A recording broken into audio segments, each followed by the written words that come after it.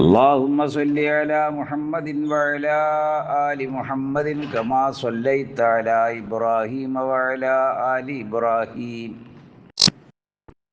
اللهم وبارك على محمد وعلى آل محمد كما باركت على إبراهيم وعلى آل إبراهيم إنك حميد مجيد. أما بعد فيا أيها الناس أوصيكم عباد الله بالتقوى الله. أعوذ بالله من الشيطان الرجيم. بسم الله الرحمن الرحيم. يا أيها الذين آمنوا اتقوا الله حق تقاته ولا تموتن إلا وأنتم مسلمون. മുഅ്മിനുകളെ, അള്ളാഹുവിന് തഖ്വ ഉള്ളവരായിരിക്കുവാൻ, ഇഹപര ജീവിത വിജയം കരസ്ഥമാക്കുന്നതിന് വേണ്ടി അള്ളാഹുവിൻ്റെ വിധിവിലക്കുകളോട് ജീവിതത്തെ ക്രമപ്പെടുത്തുവാനും ചിട്ടപ്പെടുത്തുവാനും ജീവിതത്തിലുടനീളം അച്ചടക്കം പാലിക്കുവാനും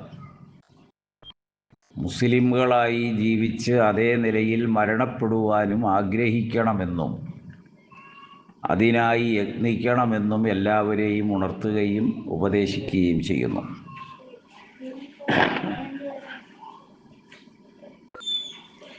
നമ്മുടെ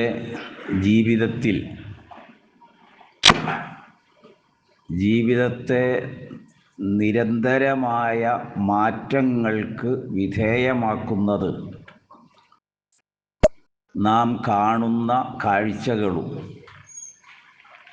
കേൾക്കുന്ന കേൾവികളും പരിവർത്തിതമാകുന്നതിന് ഉപോത്ബലകമായി വന്നുകൊണ്ടിരിക്കുന്ന ചിന്തകളും സർവോപരി ജീവിത പാഠങ്ങളും നമ്മളെ സ്വാധീനിക്കുന്നു. അതാണ് ഒരു നൈരന്തര്യം എന്ന നിലയിൽ ജീവിതത്തെ മാറ്റുവാൻ നമ്മൾ ശ്രമിക്കുന്നത്. അതിന് അള്ളാഹു വിശുദ്ധ ഖുർആനിൽ 12 സ്ഥലങ്ങളിൽ പ്രതിപാദിച്ച ഏതാനും ആയത്തുകൾ വളരെ വലിപ്പമുള്ളതാണ്.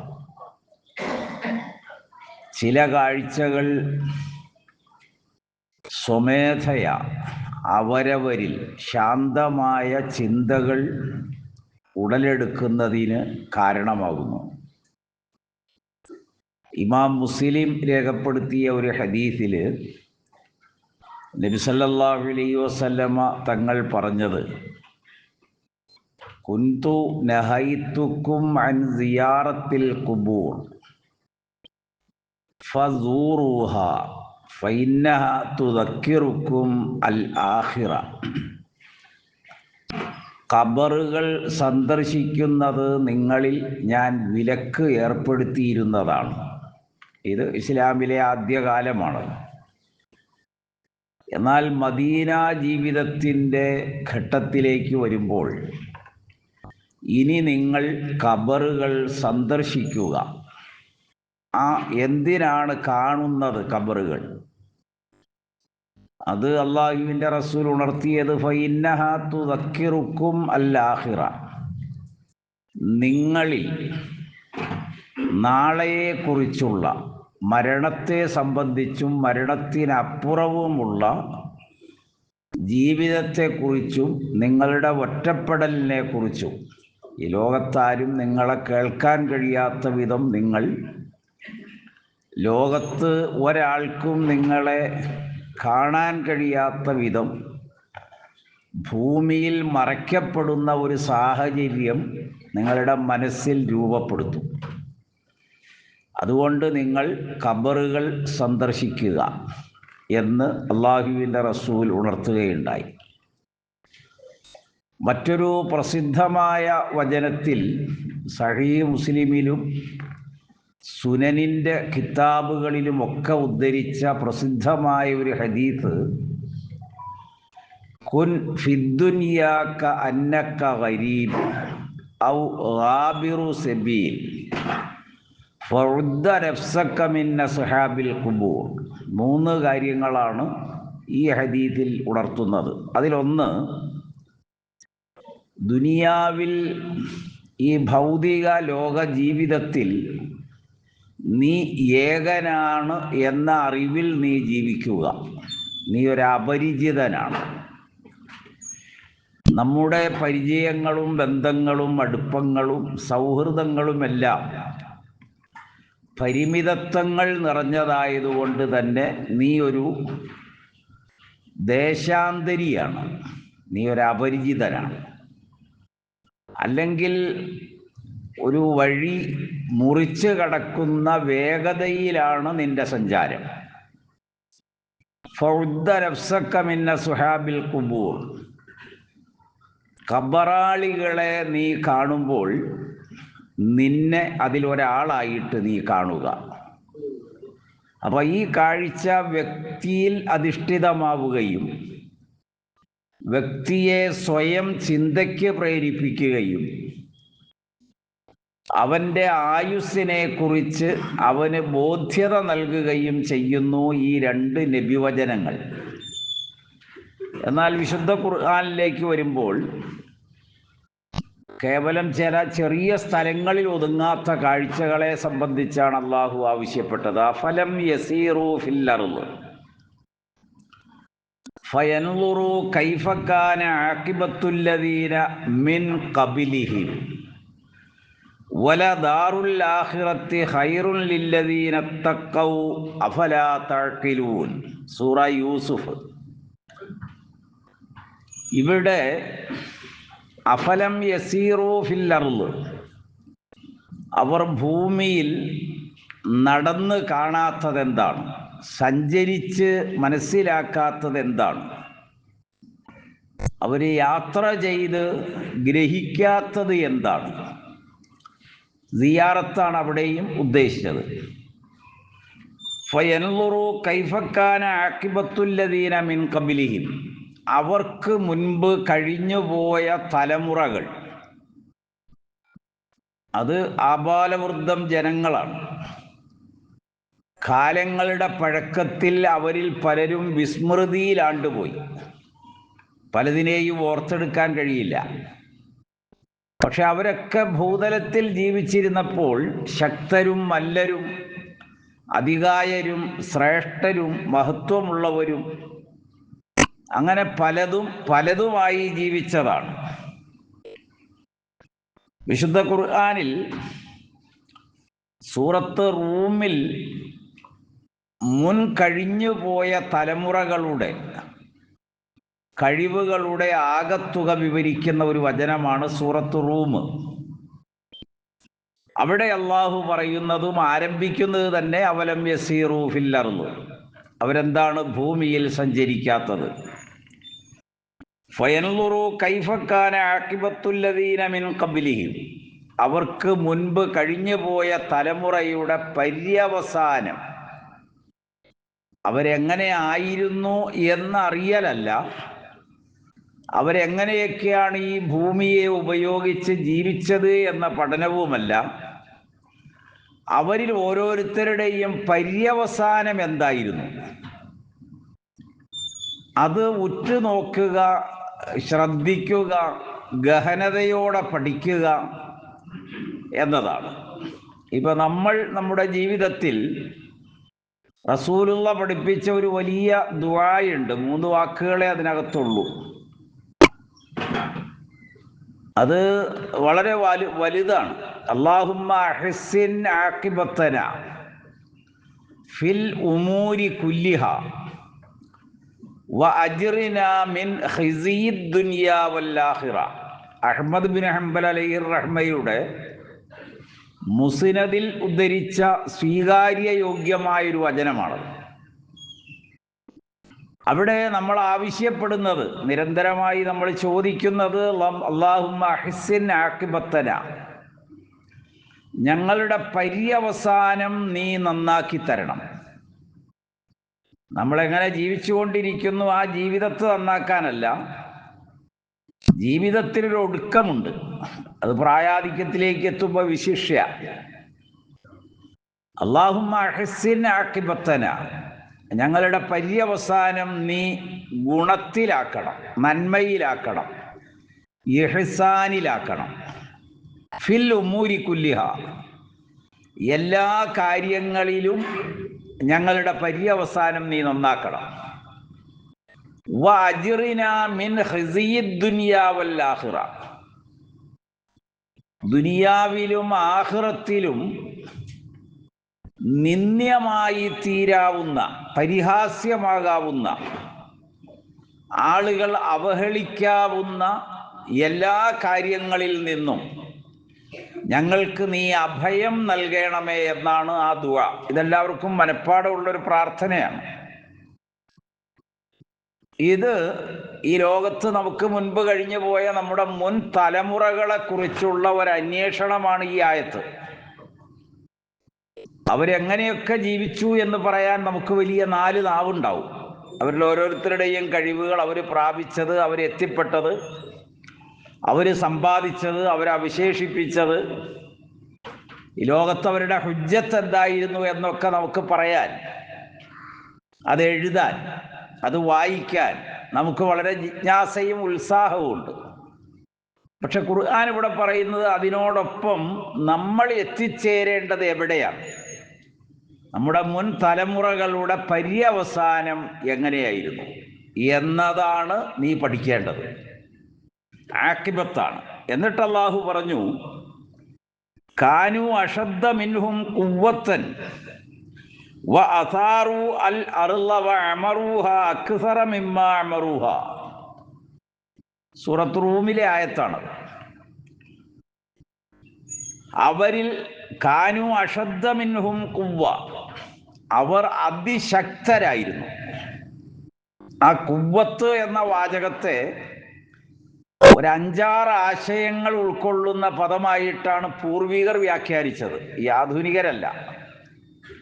പൂർവിക മഹത്തുക്കളും ഇമാമുകളും ഖുവ്വത്തിന് നൽകിയത് ശരീര കായ ബലം മാത്രമല്ല,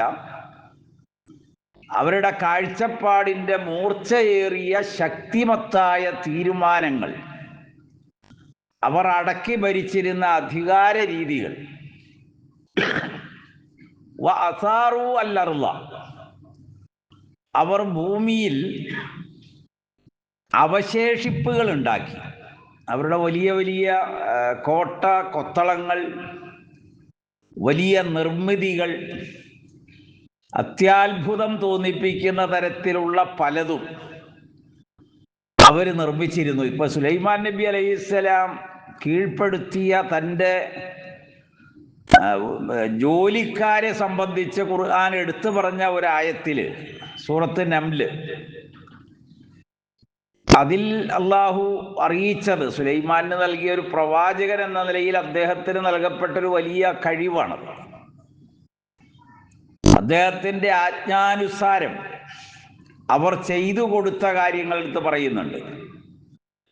യഅ്മലൂന ലഹു മിൻ മഹാരീബ വതമാസീല വജുഫാനിൻ കൽ ജവാബ് വഖുദൂരിർ റാസിയ യഅ്മലു ആല ദാവൂദ ശുക്ര ഇന്ന ഖലീലൻ മിൻ ഇബാദിയ ശക്കൂർ. അവിടെ ജനങ്ങൾ അന്ന് പണിത തൊഴിലാളികളുടെ നിർമ്മിതികളുടെ വലിപ്പം പറയുന്നതാണ് ആയത്ത്. അത് അത്ര വലുതായിരുന്നു. നമ്മളിപ്പോൾ എല്ലാ ചരിത്രം പഠിക്കുമ്പോഴും അങ്ങനെയാണല്ലോ. നമ്മൾ ഇന്ത്യയെക്കുറിച്ച് പഠിക്കുമ്പോൾ ഓരോ സാമ്രാജ്യങ്ങളുണ്ട്. ആ കാലഘട്ടത്തിൽ അവർ ഇന്ത്യയിൽ പടുത്തുയർത്തിയതും ഉണ്ടാക്കിയതും അവശേഷിപ്പിച്ചതുമായ ഒരുപാട് സാംസ്കാരിക സൗധങ്ങളെക്കുറിച്ചാണ് നമ്മൾ പഠിക്കുക. അങ്ങനെ ജയങ്ങളെക്കുറിച്ചാണ് പഠിക്കുന്നത്. അതെന്തെങ്കിലും ആകട്ടെ. ഇവിടെ പറഞ്ഞത് യഅ്മലൂന ലഹു, സുലൈമാനിന് അവർ പണിയെടുത്ത് ഉണ്ടാക്കി കൊടുത്തു. മിൻ മഹാരീബ, വലിയ ജലതടാകങ്ങൾ. ഒരു ചെറിയൊരു സ്വിമ്മിംഗ് പൂളിനെ കുറിച്ചല്ല ഈ പറയുന്ന വാക്ക്. മഹാരീബുകളാണ്. അത് ലോകത്തെവിടെയും ആളുകൾ ആകർഷിക്കപ്പെടുന്ന ഒരു പ്രധാനപ്പെട്ട ഭാഗം ഈ മഹാരീബുകളാണ്. വലിയ ജലാശയങ്ങളുടെ സംഭരണികൾ. തമാസീല, രണ്ട് ലോകമെമ്പാടും നിർമ്മിക്കപ്പെട്ട നിർമ്മാണങ്ങളിൽ കൗശലം നിറഞ്ഞതും ഏറെ മനുഷ്യരെ ഒരുപാട് ചരിത്രത്തിലേക്ക് കൊണ്ടുപോകുന്ന നിർമ്മിതിയാണ് തിംസാലുകൾ. ഫോട്ടോ അല്ലെങ്കിൽ കൊത്തിയുണ്ടാക്കുന്ന വസ്തുക്കൾ, രൂപപ്പെടുത്തപ്പെടുന്ന ശിലകൾ, അങ്ങനെ തുടങ്ങി പലതും. അത് ഓരോന്നിനും ഓരോ അർത്ഥവും വിശദീകരണവും ഒക്കെ ഉണ്ടാവും. നമ്മുടെ നാട്ടിൽ തന്നെ മലമ്പുഴയിൽ കാനായിയുടെ ഒരു കരകൗശല നിർമ്മിതി നമുക്ക് കാണാം എന്നതുപോലെ ഒരു ഉദാഹരണം ഇങ്ങേറ്റത്ത് സൂചിപ്പിച്ചതാണ്. വജുഫാനിൻ കൽ ജവാബ്, വലിയ ഭക്ഷണത്തളികകളാണ്. അപ്പോൾ നൂറുകണക്കിന് ആളുകൾ ഒരുമിച്ച് കൂടി ഭക്ഷണം കഴിക്കാവുന്ന, താമസിക്കാവുന്ന എടുപ്പുകളും മറ്റു തര കാര്യങ്ങളും. വഖുദൂരിർ റാസിയാത്ത്, പഞ്ചലോകങ്ങൾ ഉപയോഗിച്ചുണ്ടാക്കിയ ഉപകരണങ്ങൾ ഓരോന്നും. ഏതാണ്ട് അതാണല്ലോ ഇപ്പൊ ലോകത്ത് എവിടെയും മ്യൂസിയം എന്നത് ആകർഷിക്കപ്പെടുന്നത്. അവിടെ ഒരു കാലഘട്ടത്തിൽ നമ്മുടെ മുൻ തലമുറ ഉപയോഗിച്ചിരുന്ന വൈവിധ്യം നിറഞ്ഞ വസ്തുവകകളുടെ ശേഖരണങ്ങളാണ്. അപ്പൊ അത് നമ്മളെ പഠിപ്പിക്കുകയാണ് ആ പാഠം. അത് നമ്മൾ ഓരോ മ്യൂസിയത്തിലും ചെല്ലുമ്പോഴാണ് മുൻഗാമികൾ അവരുപയോഗിച്ച ചെയറുകൾ, ഇരിപ്പിടങ്ങൾ, കിടക്കാൻ ഉപയോഗിച്ച ശയ്യയുടെ വിവിധ തരം രൂപങ്ങൾ, ഏറ്റവും ചുരുങ്ങിയത് ഭക്ഷണം തൂക്കിയിടുന്ന ഉപയോഗിക്കുന്ന ഉറികൾ മുതൽ, ഊഞ്ഞാലുകൾ മുതൽ, വിളക്കുകൾ മുതൽ, മോതിരങ്ങൾ മുതൽ, അക്കാലഘട്ടത്തിലെ നാണയങ്ങൾ, അങ്ങനെ തുടങ്ങി പടയങ്കിയും പടത്തൊപ്പിയും വാളുകളും പരിചകളും, ഇതെല്ലാം ഒരു മ്യൂസിയത്തിൽ വൈവിധ്യമായി ക്രമമായി അടുക്കി വച്ചിരിക്കുന്നു. ഇപ്പോൾ ഇസ്ലാമിക ചരിത്രം ഒരു 15 നൂറ്റാണ്ട് മുൻപിലേക്ക് പോയി പഠിക്കുന്നതിന് തുർക്കിയിലെ ഒരു മ്യൂസിയം കണ്ടാൽ മതിയാവും. അതിൽ റസൂലുള്ളയുടെ മാത്രമല്ല, നബി ഉപയോഗിച്ചൊരു വടിയുണ്ട്, ഖുത്ബയ്ക്ക് കയറുമ്പോൾ പിടിച്ചിരുന്നത്. ഫാത്തിമ അലൈഹിർ റഹ്മയുടെ വസ്ത്രമുണ്ട്, അതേ നിലയിൽ തന്നെ പേർഷ്യൻ നിർമ്മിതമാണ്. ആ ശൈലി അതാണ്, അതിൻ്റെ പാറ്റേൺ ആ രീതിയിലുള്ളതാണ്. അതെത്രയോ രൂപാന്തരങ്ങൾക്ക് വിധേയമായിട്ടാണ് ഇന്ന് ചുരിദാറായി വന്നത്. 4 ഖലീഫമാര് ഉപയോഗിച്ച വാളുകൾ, അലി റളിയല്ലാഹു അൻഹുവിൻ്റെ 2 തലകളുള്ള ദുൽഫുഖാർ, അങ്ങനെ ഇത് പലതും കാണാം. ഞാനിത് പറഞ്ഞു വന്നത് വജുഫാനിൻ കൽ ജവാബി വ ഖുദൂരിർ റാസിയാത്ത്, ഇതെല്ലാം അവർ നിർമ്മിച്ചു. അപ്പോൾ ഖുർആൻ പറഞ്ഞത് കാനു അഷദ്ദ മിൻഹും ഖുവ്വ, ശേഷിയിൽ, തൻ്റെ ഇടത്തിൽ, ശക്തിയിൽ, കണ്ടെത്തലുകളിൽ ഇന്ന് കാണുന്ന ജനങ്ങളെക്കാൾ അതിശക്തരായിരുന്നു അവരെല്ലാം. അവരാരും നിസ്സാരക്കാരായിരുന്നില്ല. പിന്നെ എന്താണ് ഇതിനകത്ത് നമ്മൾ കണ്ടുപഠിക്കാനുള്ളത്? അവരുടെ പര്യവസാനം എന്തായിരുന്നു? ഖുർആനിൽ ഒരുപാട് സ്ഥലങ്ങളിൽ ഈ കണ്ട് പഠിക്കാൻ വേണ്ടി പറയുന്ന ആയത്തുകളിൽ പല വിഷയങ്ങളാണ് കോർത്തിണക്കിയത്. അതിലൊന്ന് ഇതാണ്, വഅമറൂഹ അക്സറ മിമ്മാ അമറൂഹ, അവര് സംസ്കൃതികൾ രൂപപ്പെടുത്തി. സംസ്കാരം അത് ലോക ജനതയെ മുഴുവനും ചൂഴ്ന്നു നിൽക്കുന്ന സംസ്കാരത്തിൻ്റെ ഈറ്റില്ലമായി അവരും അവരുടെ പ്രദേശത്തെയും മാറ്റിമറിച്ചു. ഇന്നും നമ്മൾ അങ്ങനെയാണ് പഠിക്കുന്നത്. അത്ര വലിയ വലിയ ആളുകളായിരുന്നു.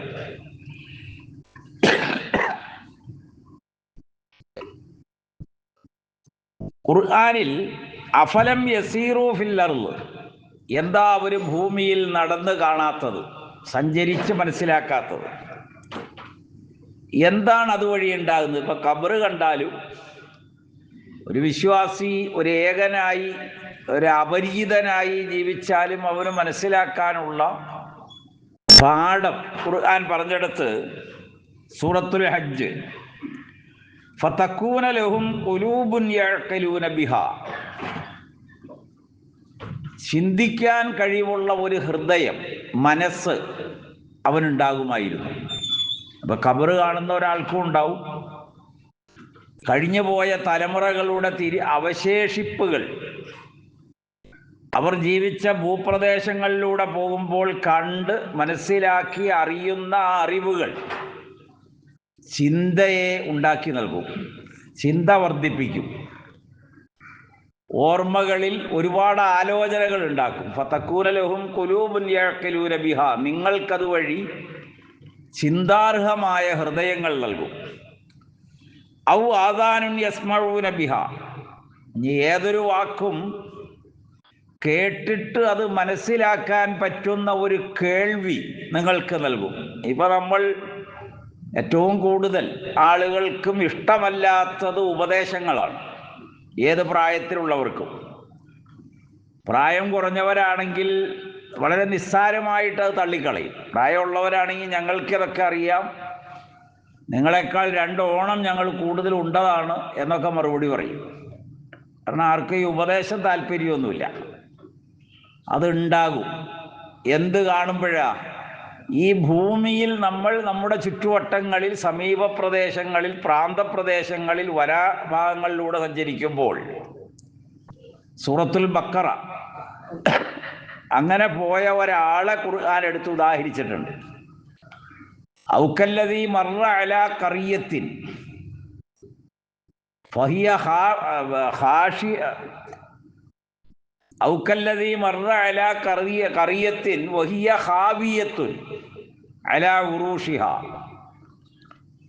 അല്ലെങ്കിൽ ഒരാളെ നിങ്ങൾ പഠിക്കുക, അയാൾ വനങ്ങളിലൂടെ ഇങ്ങനെ പോവുകയാണ്, ഒറ്റടിപ്പാത ഏതെങ്കിലും വഴിയിലൂടെ സഞ്ചരിക്കുകയാണ്.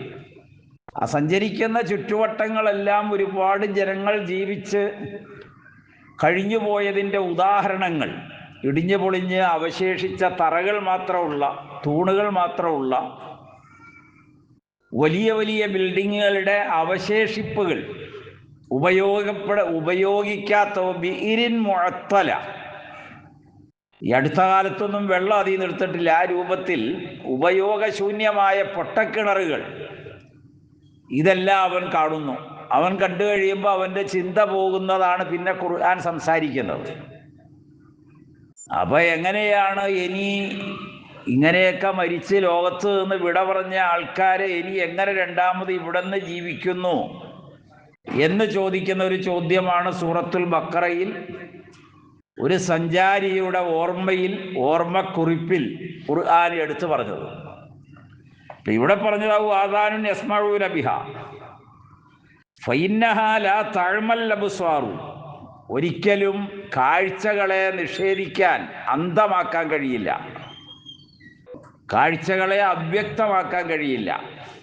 അവൻ നേർക്കുനേരെ കാണുകയാണ് ഇതോരോന്നും. വലാകിൻ തഅമൽ ഖുലൂബുല്ലതീ ഫിസ്സുദൂർ, അന്ധത ബാധിക്കുന്നത് ഹൃദയങ്ങളിലുള്ള, അല്ലെങ്കിൽ അവൻ്റെ ഉള്ളിലുള്ള നെഞ്ചകങ്ങളിലാണ്, അവൻ്റെ മനസ്സുകളിലാണ്. അവലം യസീറു ഫിൽ അർള്, സൂറത്തുൽ ഫാത്തിറിലെ ഒരായത്ത് കൂടി അതിനോട് ചേർത്ത് നമ്മൾ വായിക്കുകയാണ്. അവരെന്താ ഭൂമിയിൽ നടന്ന് കാണാത്തതും സഞ്ചരിച്ച് മനസ്സിലാക്കാത്തതും. ഫയൻളുറു കൈഫ കാന ആഖിബത്തുല്ലദീന മിൻ ഖബ്ലിഹി, അവിടെയും ഒരു വാക്ക് ഉപയോഗിച്ചു. അവരുടെ പൂർവികരുടെ പര്യവസാനം എങ്ങനെയായിരുന്നു? എല്ലാവരും വലിയവരാണ്. വകാനു അഷദ്ദ മിൻഹും ഖുവ്വത്തൻ, അവർ വളരെ ശക്തരുമായിരുന്നു, അതികേമന്മാർ. വമാ കാന അല്ലാഹു ലിയുഅ്ജിസഹു മിൻ ഷൈഇൻ ഫിസ് സമാവാതി വലാ ഫിൽ അർദ് ഇന്നഹു കാന അലീമൻ ഖദീറ.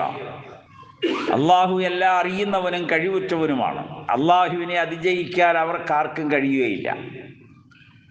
വലൗ യുആഖിദുല്ലാഹു നാസ, അള്ളാഹു മനുഷ്യവംശത്തെ പിടിച്ചിരുന്നുവെങ്കിൽ, ബിമാ കസബു, അവർ ചെയ്യുന്ന ചെയ്തികളുടെ അനന്തരഫലം എന്ന നിലയിൽ പടച്ചവൻ ഈ മനുഷ്യരെ പിടിച്ചിരുന്നുവെങ്കിൽ, മാ തറക്ക അലാ ലഹിരിഹാ മിൻ ദാബത്തിൻ, ഒരൊറ്റ ജീവി പോലും ഈ ഭൂമിയുടെ മുകളിൽ ഉണ്ടാകുമായിരുന്നില്ല.